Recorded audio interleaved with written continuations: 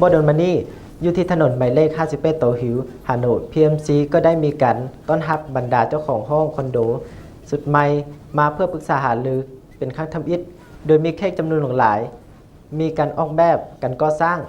เจ้าของห้องคอนโดก็ได้ทางผู้ลงทุนก็คือทางบริษัทนครหลวง Invest มอบกระจายห้องให้ด้วยตนเองและบรรดาเจ้าของห้องคอนโดสามารถที่จะเข้าไปสัมผัสและวางแผนการใช้ชีวิตของตนเองในเรือนหลังใหม่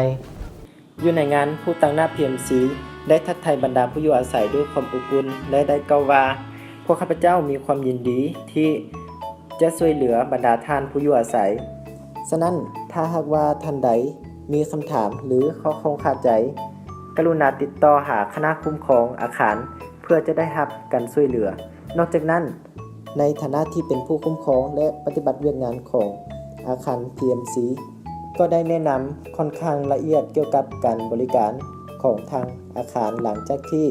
บรรดาครอบครัวได้ย้ายเข้ามาดำรงชีวิตอยู่ในที่นี้อย่างเป็นทางการการลงมือตัวจริงในระยะทำอิฐ PMC จะพยายามสืบต่อมูลค่าของโครงการจากบรรดาผู้ลงทุนในการสร้างพื้นที่ในการดำรงชีวิตที่สะดวกสบายบ่อนที่มีแต่ความอบอุ่นเป็นสถานที่ที่มีแต่ความสงบมีชีวิตชีวาในจิตใจของผู้คนและการใช้ชีวิตที่ทันสมัยของชุมชน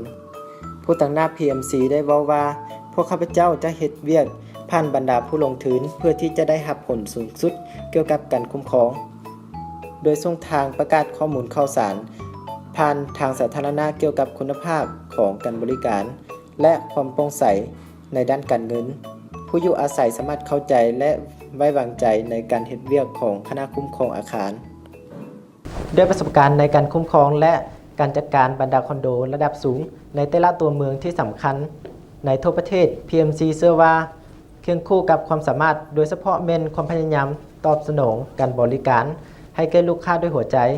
ผู้อยู่อาศัย Ecolife Capital สามารถมั่นใจว่าและมีความสุขในแต่ละช่วงระยะเวลากับสิ่งที่ท่านได้เลือก